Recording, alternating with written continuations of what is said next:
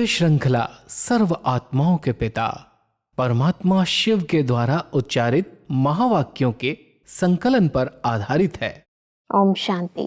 Kollywood studio द्वारा प्रस्तुत अमूल्य रत्न में आप सभी का हार्दिक स्वागत है।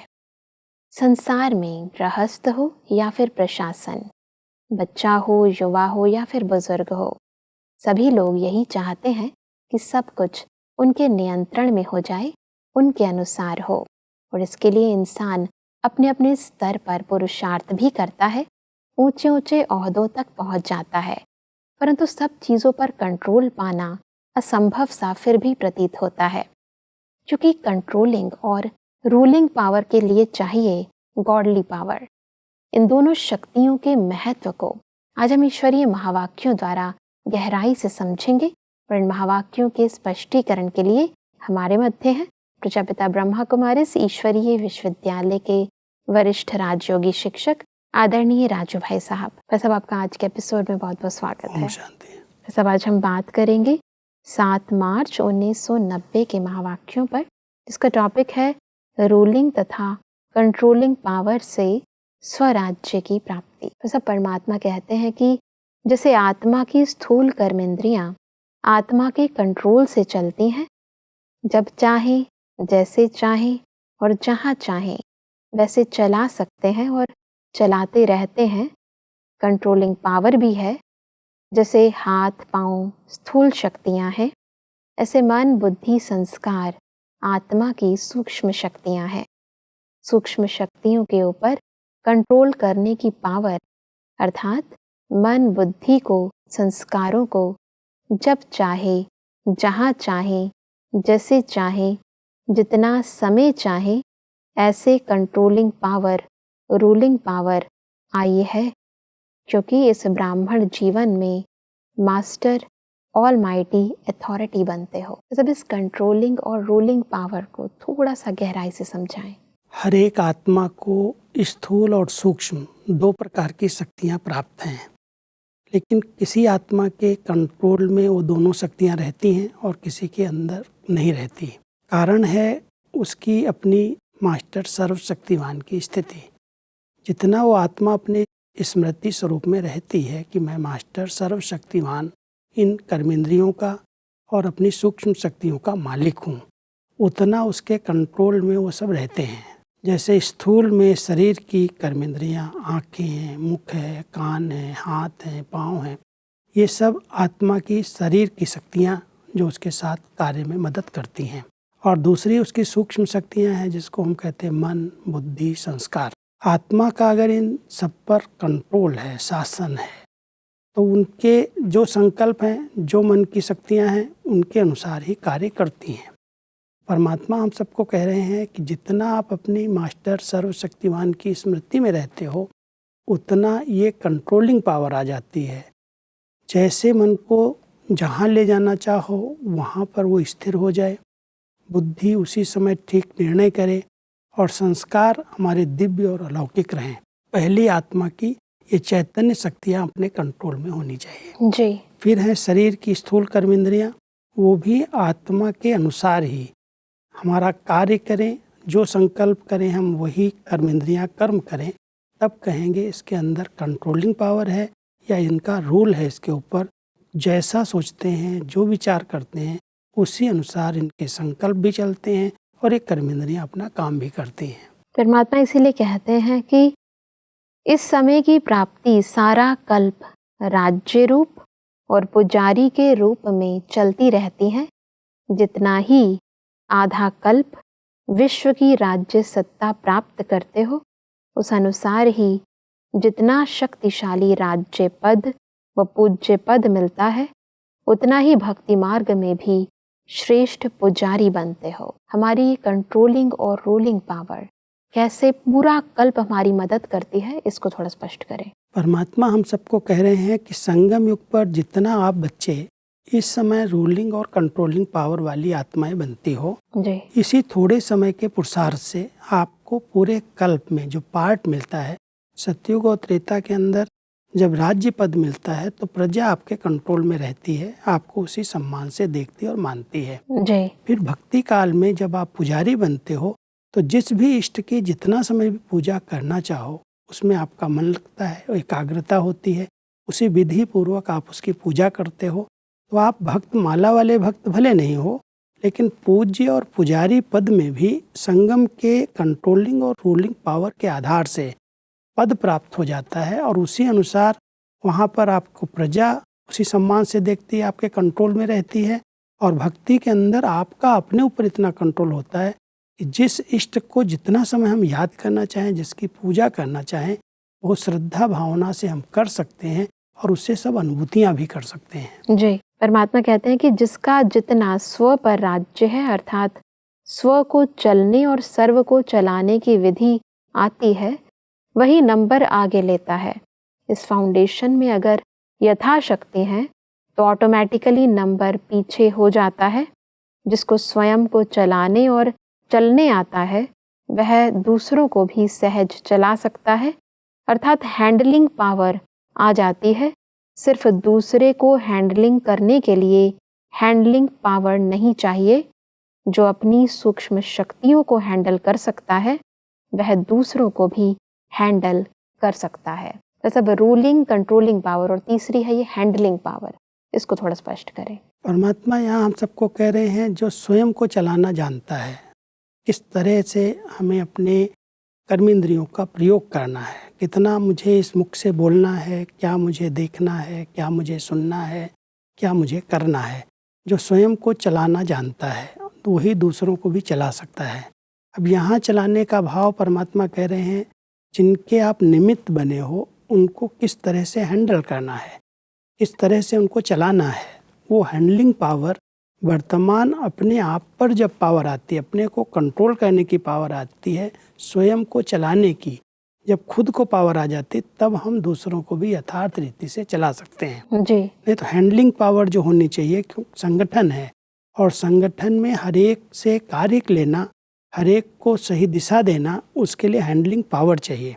नहीं तो हम कुछ कहेंगे वो व्यक्ति कुछ करेगा, हमारा कहना नहीं मानेगा। कई लोग ये कंप्लेन करते हैं कि मैं चाहता हूँ कि जैसा मैं सोचता हूँ, जैसा मैं कहता हूँ, इस व्यक्ति को ऐसा करना चाहिए, परंतु नहीं करता। कारण है, परमात्मा कहते पहले आपको अपने को चलाना नहीं आता है।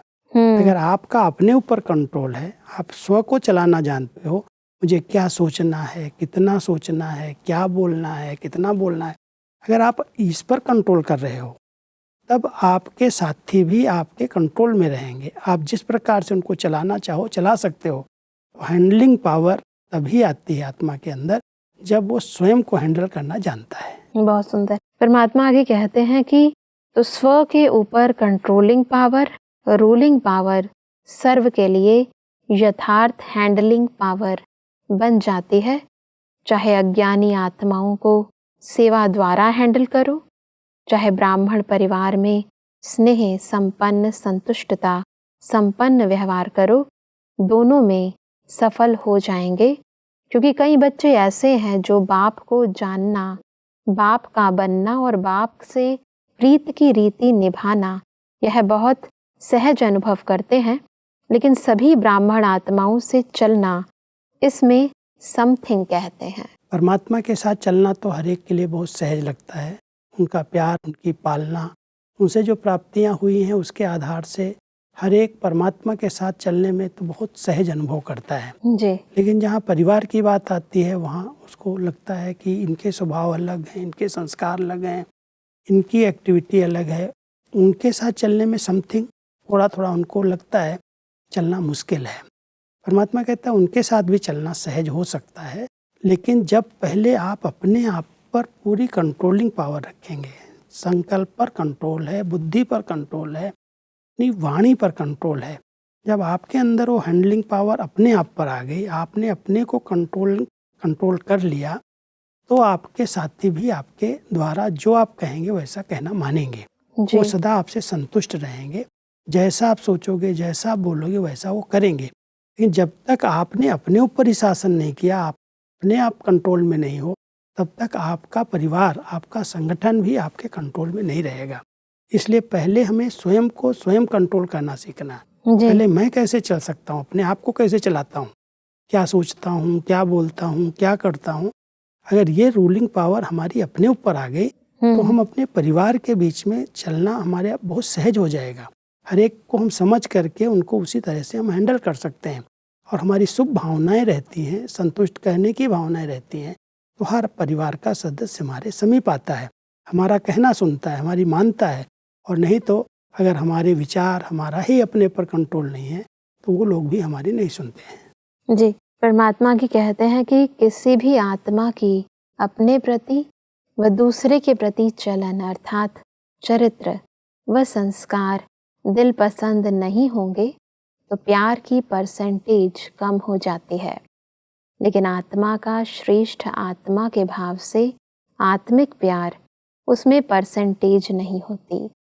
कैसे भी संस्कार हो, चलन हो, लेकिन ब्राह्मण आत्माओं का सारे कल्प में अटूट संबंध है, ईश्वरीय परिवार है। बाप ने हर आत्मा को विशेष चुनकर ईश्वरीय परिवार में लाया है। अपने आप नहीं आए हैं, बाप ने लाया है। तो बाप को सामने रखने से हर आत्मा से भी आत्मिक अटूट प्यार हो जाता है। ये एक अच्छी विधि है, लेकिन जब हम प्रैक्टिकल कर्म क्षेत्र पर एक दूसरे के संबंध संपर्क में आते हैं तो उसकी चलन दिखाई देती है, उसका चरित्र दिखाई देता है, उसकी कमियां दिखाई देती हैं। इसलिए उसके साथ चलने में मेहनत लगती है। इसको हम कैसे इतना प्यार दे सकते हैं, इसकी आदत ऐसी है, ये ऐसे करता है। परमात्मा कहता है उस प्यार में अंतर हो सकता है, लेकिन जो आत्मिक प्यार है, रूहानी प्यार है, ये भी एक परमात्मा का चुना हुआ बच्चा है। इसके ऊपर भी भगवान की नज़र पड़ी है।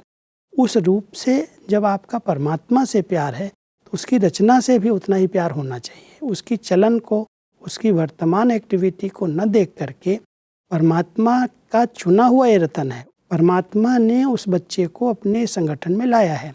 जब ये भावना रहती है, इतना परमात्मा से अगर प्यार है, उसकी रचना से, उनके बच्चों से भी हमारा इतना ही प्यार होना चाहिए। तब परमात्मा कह रहे हैं उसकी वर्तमान चलन को, उसके चरित्र को न देख करके आत्मिक रूप से उससे सच्चा प्यार करो, क्योंकि वो परमात्मा का चुना हुआ बच्चा है। परंतु उससे पहले ये ज़रूरी है कि हम खुद भी अपनी देही अभिमानी स्थिति में रहें और हमारा भी हमारे ऊपर पूरा कंट्रोल हो। जितना हमारा स्व पर शासन है उतना ही हमारा आत्मा को प्यार दे सकते हैं और अपने उस भावना से, आत्मिक प्यार से हम उसके साथ चल सकते हैं। परमात्मा आगे हमसे पूछते हैं कि आप जब बाप के पास आए तो गुण संपन्न हो के आए थे?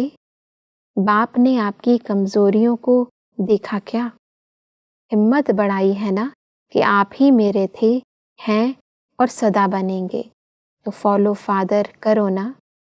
जब विशेष आत्मा समझ किसको भी देखेंगे, संबंध संपर्क में आएंगे, तो बाप को सामने रखने से आत्मा में स्वतः ही आत्मिक प्यार इमर्ज हो जाता है।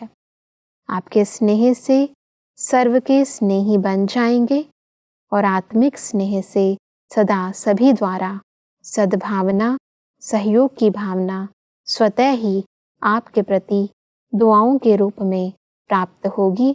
इसको कहते हैं रूहानी यथार्थ श्रेष्ठ हैंडलिंग। बहुत सुंदर हैंडलिंग की विधि है कि अगर ये भावना बनी रहती है कि जब हम बाबा के बने, जिस दिन से बने, क्या हम गुण संपन्न बन करके आए थे? हमारे अंदर भी कोई ना कोई कमियां थी, कमजोरियां थी, लेकिन बाबा ने उन कमी कमजोरियों को नहीं देखा जी। हमारी विशेषताओं को देखा और विशेषताओं को देख करके हमें आगे बढ़ाया। हम उसी से विशेष आत्माएं बने हैं।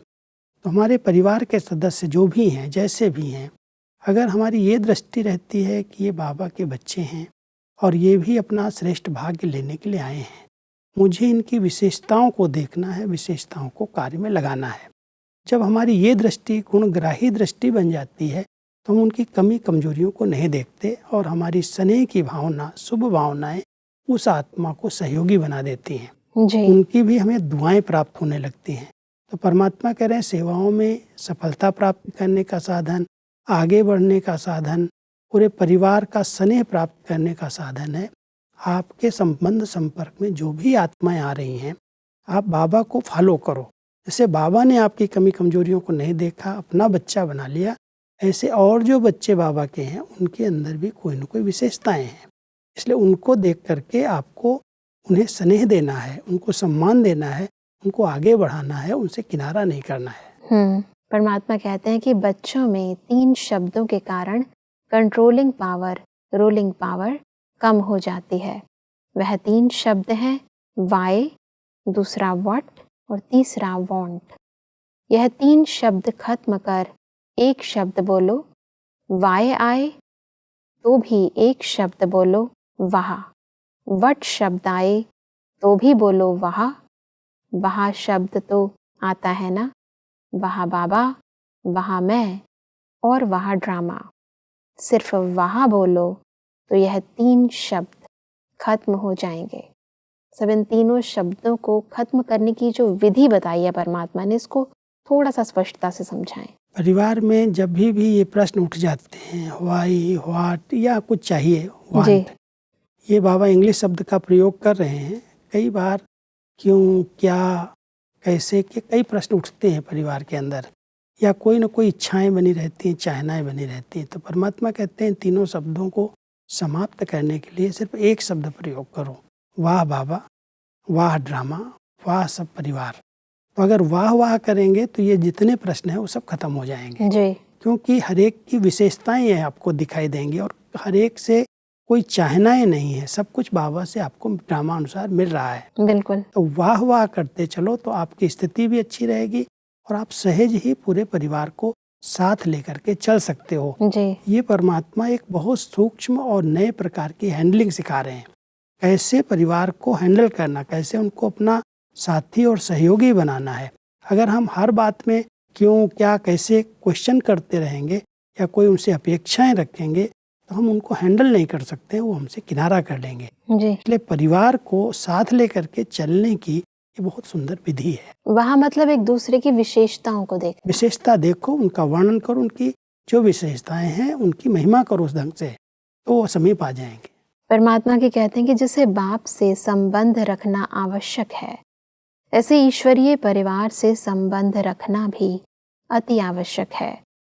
सारे कल्प में नंबर 1 आत्मा ब्रह्मा बाप और ईश्वरीय परिवार के संबंध संपर्क में आना है। ऐसे नहीं समझना अच्छा बाप तो हमारा है, हम बाप के हैं, यह भी पास विद ऑनर की निशानी नहीं है। क्योंकि आप सन्यासी आत्माएं नहीं हो, ऋषि मुनि की आत्माएं नहीं हो, किनारा करने वाले नहीं हो, लेकिन विश्व का सहारा बनने वाली आत्माएं हो। विश्व किनारा नहीं, विश्व कल्याणकारी हो। ब्राह्मण आत्माओं की तो बात छोड़ो, लेकिन प्रकृति को भी परिवर्तन करने के सहारे आप हो।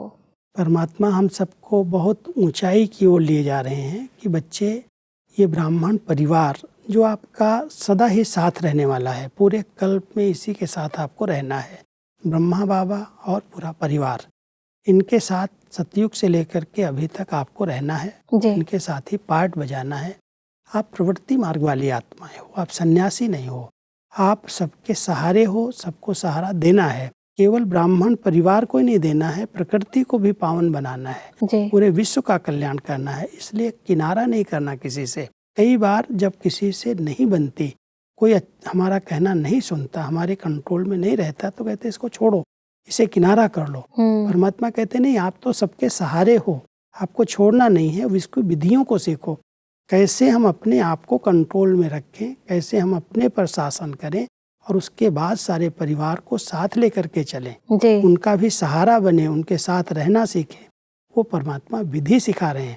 कई लोग सोचते हैं इससे नहीं बनती, इसे किनारा कर लो, इसे दूर हो जाओ। परमात्मा कहते हैं नहीं, सारा कल्प इनके साथ तुमको ही रहना है। और जब सारा कल्प आप इनके साथ पार्ट बजाने वाले हो, तो संगम युग पर आप सबको मदद करो, तब आप पूरे कल्प में साथ रह सकते हो। परमात्मा कहते हैं कि विजयी रत्न प्यार के धागे के बीच से निकल नहीं सकते।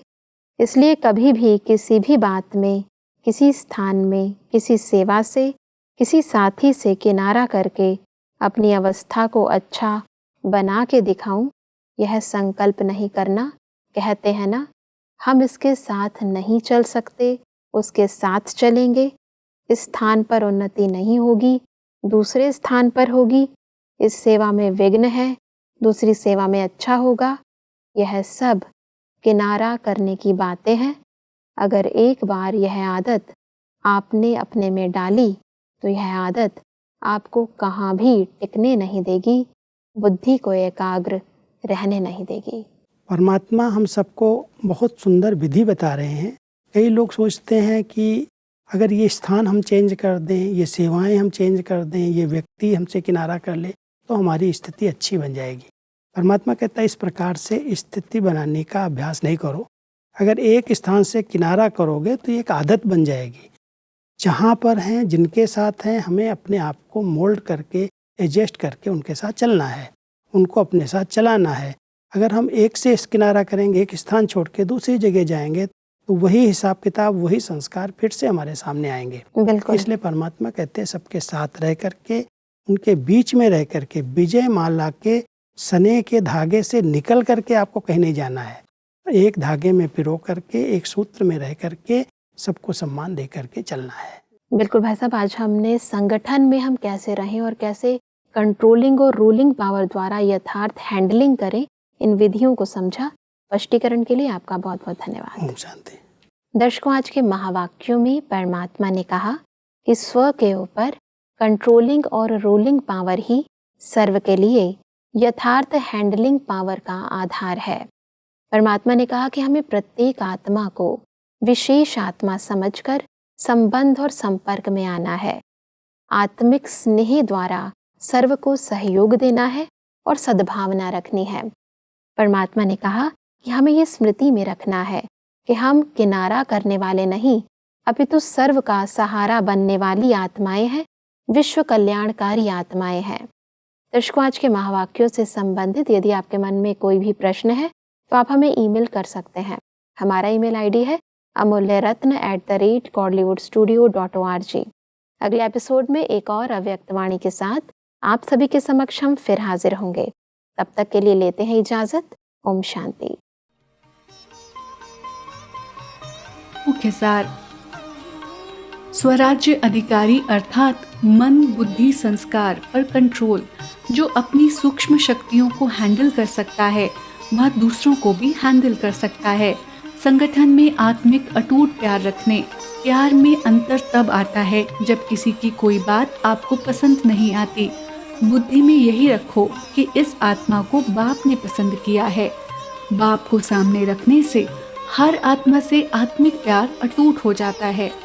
किसी भी बात से, स्थान से, सेवा से, साथी से किनारा कर अपनी अवस्था को अच्छा बनाऊं, ये संकल्प नहीं करना, ये भी कमजोरी गिनी जाएगी। अधिक जानकारी के लिए संपर्क करें Amulya Ratan, Godlywood studio, Manmohini Van, Shanti Van post, Abu road, 307510, district Sirohi, Rajasthan. Email ID है amulyaratn@godlywoodstudio.org। इस श्रृंखला को प्रजापिता ब्रह्मा कुमारीज ईश्वरीय विश्वविद्यालय के सेवा केंद्रों पर क्लास में नियमित रूप से चलाने के लिए गॉडलीवुड स्टूडियो से संपर्क करें।